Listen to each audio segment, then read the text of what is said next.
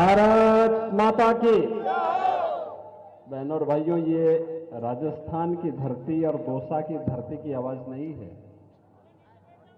आप दिल्ली के लिए प्रतिनिधि चुन रहे हैं तो आवाज दिल्ली तक पहले पहुंचाइए। भारत माता की जय। भारत माता की। भारत माता की। वंदे वंदे वंदे। भारतीय जनता पार्टी के समर्थन में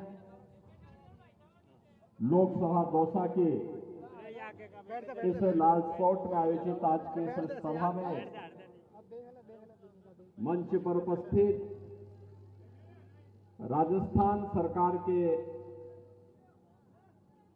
लोकप्रिय मंत्री माननीय श्री कन्हैयालाल मीणा जी, करोड़ीलाल मीणा जी, पूर्व केंद्रीय मंत्री और वर्तमान में राजस्थान में सरकार के कैबिनेट मंत्री श्री राज्यवर्धन सिंह राठौर जी,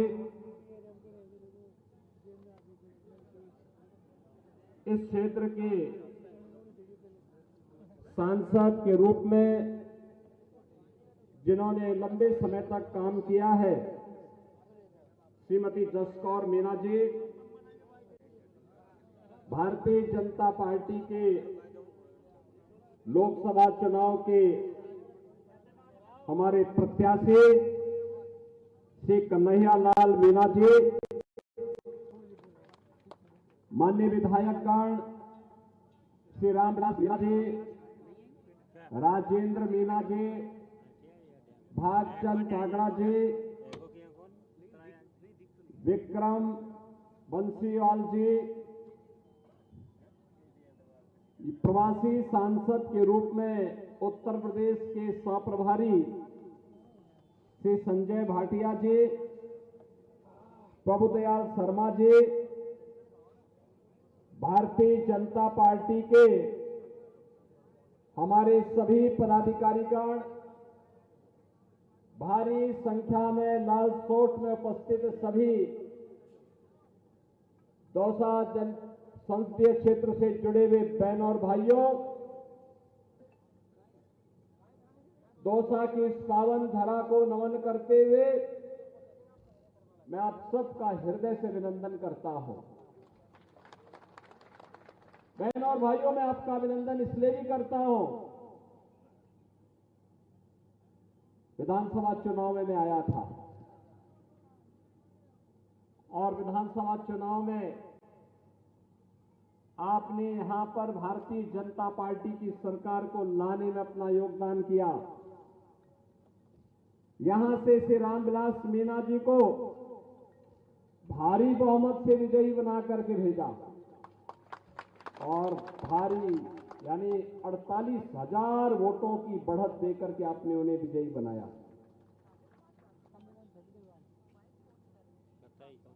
आठ में से 5 विधानसभा सीटों पर भारतीय जनता पार्टी का कमल खिलाने का काम किया और राजस्थान में श्री भजनलाल शर्मा जी के नेतृत्व में डबल इंजन सरकार को बनाने का काम किया। इसके लिए मैं आप सबका हृदय से अभिनंदन करता हूं। बहनों और भाइयों, 2024 का लोकसभा का चुनाव चल रहा है। 18वीं लोकसभा है और संभवतः अब तक के जितने चुनाव हुए हैं उन चुनाव में पहली बार चुनाव ऐसा हो रहा है जिसके परिणाम के बारे में पूरे देश के अंदर पहले से ही तय है। लोग पहले से ही मान चुके हैं कि मोदी जी के नेतृत्व में फिर से भारतीय जनता पार्टी नेतृत्व की एनडीए की सरकार बनने वाली है। लोग आश्वस्त हैं। उत्तर, दक्षिण, पूरब, पश्चिम, पूरे देश के अंदर हम लोग जा रहे हैं। हर ओर एक ही आवाज है और वो आवाज है कि फिर एक बार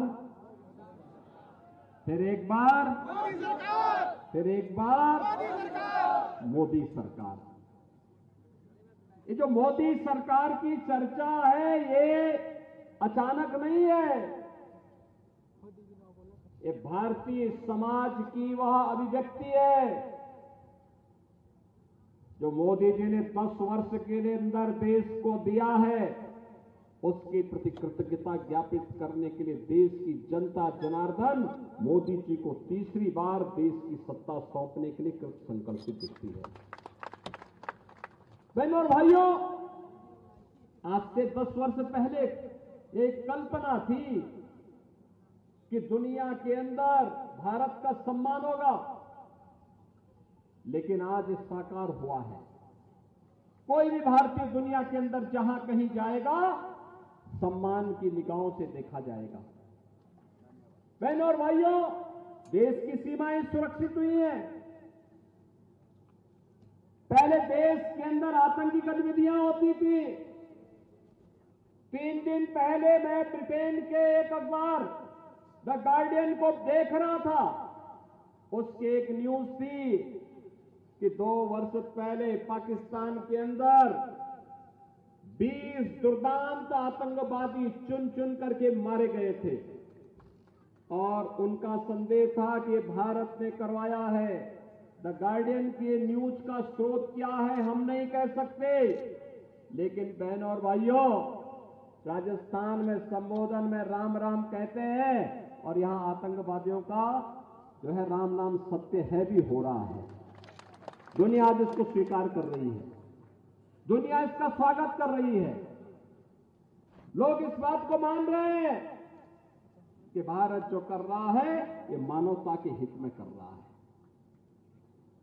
दुनिया इस बात को मानती है कि भारत का जो भी कदम होगा वह विश्व मानवता के हित में होगा। हमारी सीमाएं सुरक्षित हुई हैं। कोई देश आज आतंकवाद को प्रश्रय देने की हिम्मत नहीं कर पा रहा, क्योंकि उसे मालूम है आतंकवाद को कहीं प्रश्रय दिया तो न जाने कब एयर स्ट्राइक के माध्यम से उस देश को लेने के देने पड़ जाएंगे। देश के अंदर सुरक्षा का बेहतर वातावरण हुआ है। नक्सलवाद समाप्त, आतंकवाद समाप्त, कश्मीर की पत्थरबाजी समाप्त। अब तो कश्मीर विकास की मुख्य धारा के साथ जुड़ करके लोकतांत्रिक मूल्यों के साथ आगे बढ़ रहा है। अमरनाथ की यात्रा पूरी भव्यता के साथ हुई। लाखों पर्यटक जम्मू कश्मीर जा रहे हैं, माता वैष्णो देवी की यात्रा में जा रहे हैं। एक नया परिवर्तन देखने को मिला है। इंफ्रास्ट्रक्चर कैसे होना चाहिए, ये दिल्ली मुंबई कॉरिडोर का जो निर्माण हो रहा है ना, एक्सप्रेस हाईवे का जो निर्माण हो रहा है, दौसा भी इससे सर्वाधिक लाभान्वित होने वाले जनपदों में से है। बहनों और भाइयों, IIT, IIM, AIIMS, medical college, हर घर नल की योजना, पीएम सिंचाई, कृषि सिंचाई योजना के अंदर हर खेत को पानी पहुंचाने का संकल्प आज भारत के अंदर हो पा रहा है। और राजस्थान में आपने अपनी सरकार बनाई है तो स्वाभाविक रूप से डबल इंजन होने के नाते इसका लाभ आपको प्राप्त होगा। इसका लाभ राजस्थान को प्राप्त हो रहा है। ये सभी कार्यक्रम तो हो रहे हैं। मैं पूछना चाहता हूं, इंफ्रास्ट्रक्चर के बाद जो सबसे महत्वपूर्ण चीज है, एक समय था कांग्रेस के समय में गरीबों के हकों पर डकैती डाली जाती थी। एक है मोदी जी का समय, 80 करोड़ गरीबों को फ्री में राशन की सुविधा का लाभ मिल रहा है ना। क्या कांग्रेस ने कभी दिया है क्या? ये गरीबों को राशन दिया है क्या? देश के अंदर 60 करोड़ गरीबों को 5 लाख रुपए की स्वास्थ्य बीमा का कवर भी दे दिया गया। अयोध्या में रामलला का भव्य मंदिर तो बना ही है, 4 करोड़ गरीबों के मकान भी बन गए। 12 करोड़ किसानों को प्रधानमंत्री किसान सम्मान निधि का लाभ भी मिल रहा है। 12 करोड़ गरीबों के घर में शौचालय भी बन गए हैं। 10 करोड़ गरीबों के घर में उज्ज्वला योजना का लाभ भी मिल गया है और 2.5 करोड़ घरों में बिजली भी फ्री में पहुंच गई है। बहनों और भाइयों, ये गरीब कल्याण भी हो रहा है। नौजवान के लिए आजीविका है तो आम भारतीय के लिए उसकी आस्था का सम्मान भी है। अयोध्या में राम मंदिर का निर्माण क्या ये कांग्रेस के लोग करा पाते क्या? ये लोग करा पाते क्या? ये लोग तो कहते थे राम हुए ही नहीं, कृष्ण हुए ही नहीं, यही तो कहते थे ये लोग। सुप्रीम कोर्ट में इन लोगों ने एफिडेविट दिया था, ये हुए ही नहीं। हमारा संबोधन राम के बगैर हमारा कोई काम नहीं, कृष्ण के बगैर कोई लीला नहीं। राजस्थान में जन्मी हुई भक्ति शिरोमणि मीराबाई ने पूरा जीवन कृष्ण के भक्ति के लिए समर्पित कर दिया था।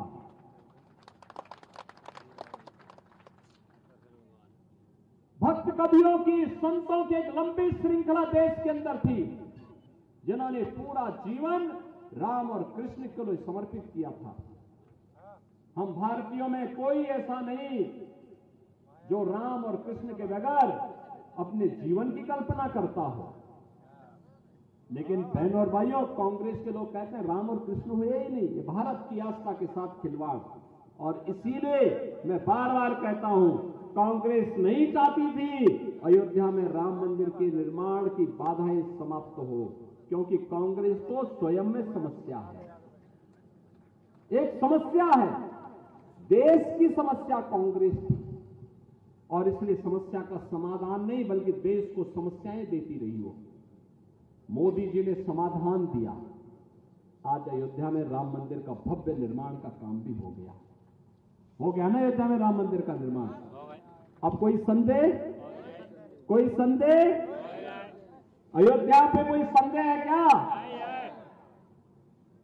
आज जाइए, नई अयोध्या का दर्शन करिए। जो व्यक्ति 10 साल पहले गया होगा और आज की अयोध्या को देखेगा ना तो उसको लग जाएगा कि धरती पे सचमुच कोई स्वर्ग है तो अयोध्या है।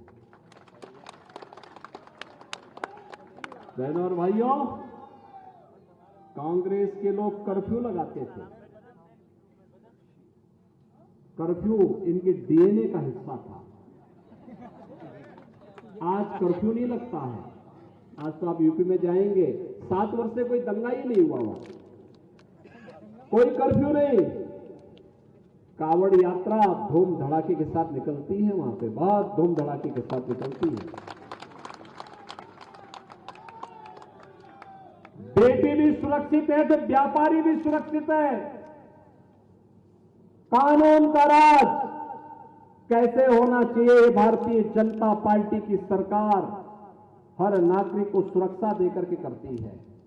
और इसीलिए हम लोग आए हैं आपसे कहने के लिए, ये चुनाव मात्र चुनाव नहीं है, भारत को विकसित भारत बनाने की संकल्पना को साकार करने का एक अवसर भी है।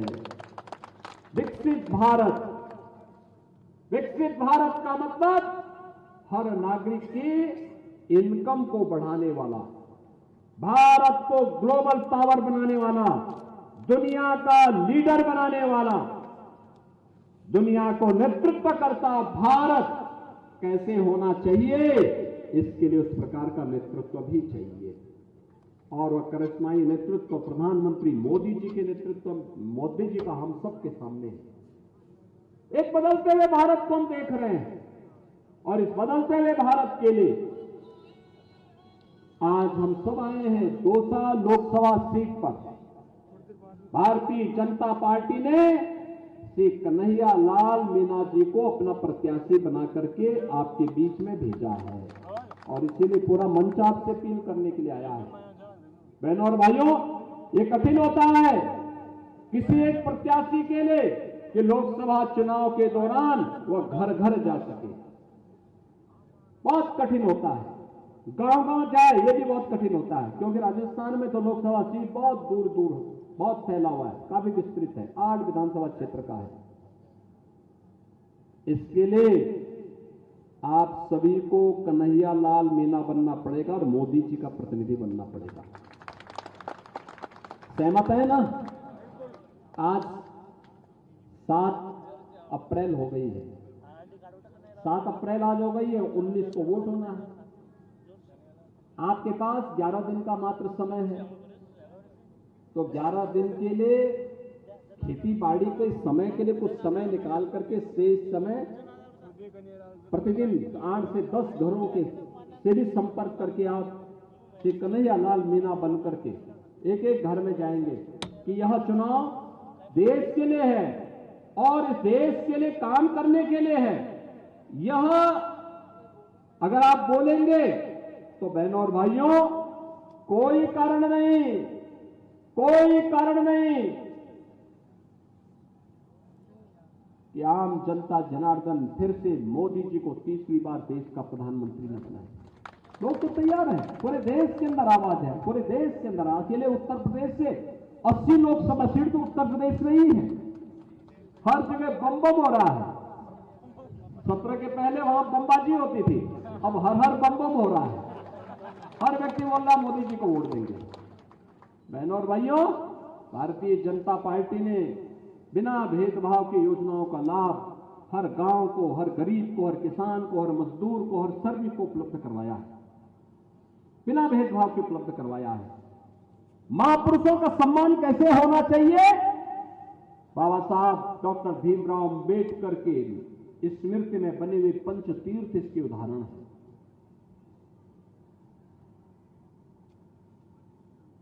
महिला आरक्षण का विधेयक भारतीय जनता पार्टी ने पारित किया है। नई संसद में पहला कोई विधेयक पारित हुआ है तो अब नारी शक्ति बंधन अधिनियम पारित हुआ। 33% आरक्षण हर जाति की महिलाओं को प्राप्त होने वाला है नए परिसीमन के बाद विधानसभा लोकसभा के लिए। और बहनों और भाइयों, जो लोग यह आरोप लगाते हैं भारतीय जनता पार्टी पर, वे अपने गिरेबान पर झांकें, देखें, अपने गिरेबान को झांक के देखें। जब उनको अवसर मिलता है तो उन्होंने गरीबों की चिंता नहीं की, अपने परिवार की चिंता की।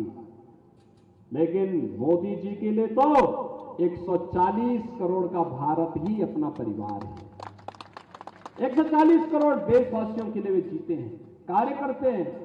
कोरोना कालखंड में हम देख चुके हैं, न कांग्रेस का पता था, न बीएसपी का पता था, न एसपी का पता था, न किसी दल का पता था। सारे लोग दल में बैठ करके अपने घरों में छुपे हुए थे, कोई विदेश यात्रा पे चला गया था। लेकिन अकेले मोदी जी थे जिन्होंने देश के अंदर जाकर के, अलग अलग जगह जाकर के दुनिया की सबसे बेहतरीन वैक्सीन भी अपने वैज्ञानिकों से देशवासियों को उपलब्ध करवाई। 2 वैक्सीन उपलब्ध कराई और हर भारतवासी को फ्री में वैक्सीन, फ्री में उपचार, फ्री में राशन, ये सभी सुविधाएं उपलब्ध करवाने का काम किया। कांग्रेस का समय होता क्या होता, ये फ्री में राशन की बात आप कर रहे हैं, उस समय तो डकैती पड़ती थी, गरीबों के हकों पे डकैती पड़ जाती थी। और किस प्रकार का ये लोग व्यवहार करते थे। जम्मू कश्मीर में इन्होंने आतंकवाद का गढ़ बना दिया था। मोदी जी ने वहां पर धारा 370 को समाप्त करके आतंकवाद भी समाप्त किया। अनुसूचित जाति और जनजाति के लोगों को पहली बार जम्मू कश्मीर में आरक्षण की सुविधा का लाभ मोदी जी ने दिया है। बहनों और भाइयों, इससे बड़ा उदाहरण और क्या हो सकता है, इससे बड़ा उदाहरण और क्या हो सकता है।